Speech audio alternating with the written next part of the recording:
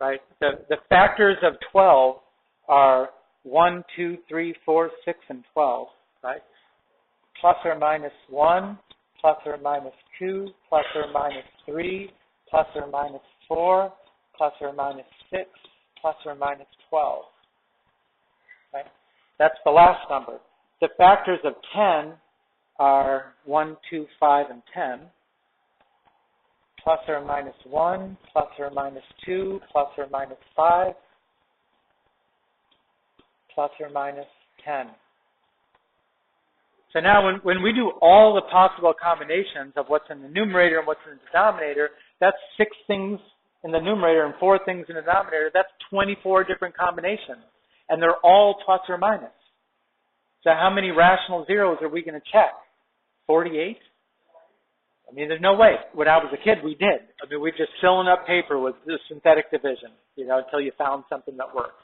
But we don't, right? We're more likely to put it in the calculator and see whether we could see anything. So let's go to our calculator and put that polynomial on the y equals line. 10x to the third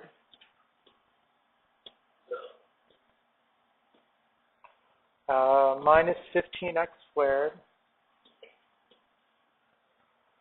x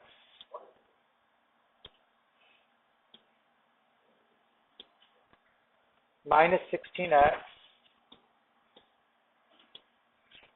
plus 12.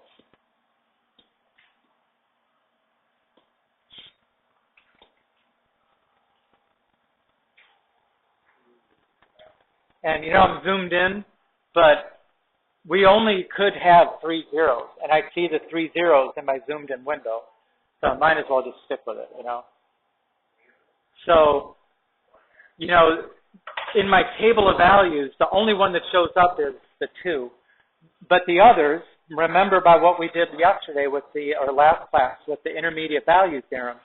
I mean, you could either see it in the graph, it's between -2 and -1, and 0 and 1, or you could see it in the table of values where it changes sign. Right? So we should do synthetic division with the 2. We're not sure that the others are rational or irrational, but we know the 2 is rational, so we can do synthetic division with that. So from the calculator, let's choose 2 as our 0. So the coefficients are 10, -15, -16, and 12. Put in a positive 2, because that's the 0. Bring down the 10, and start multiplying. 25, 10, -6, -12, 0.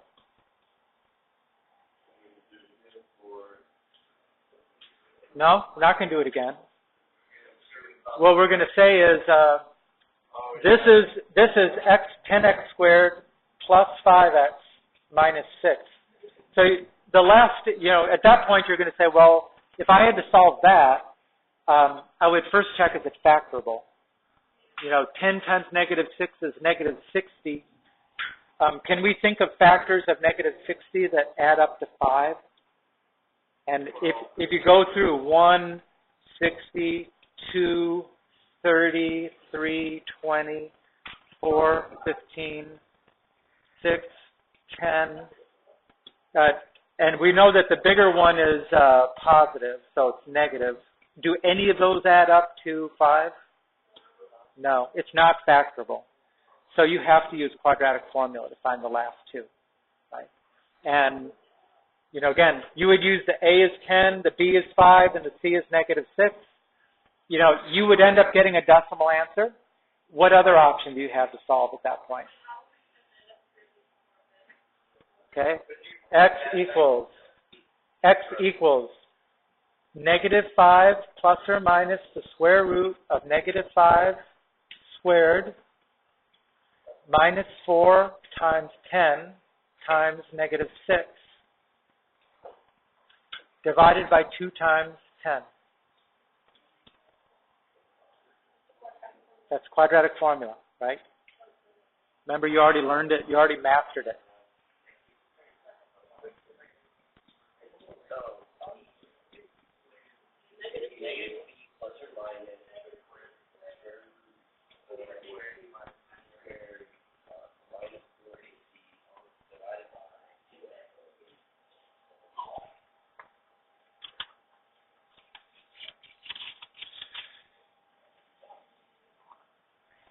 You know, if you do the math on that, you end up getting 0.5639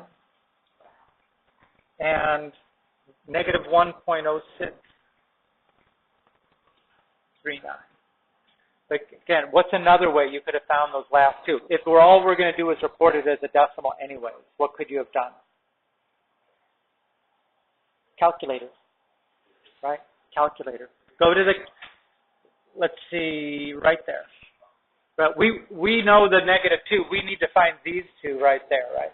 So let me just go through that same process of second calc 2, second calc 2, and because this one is in between negative 2 and negative 1, I'll use that as my left bound and my right bound.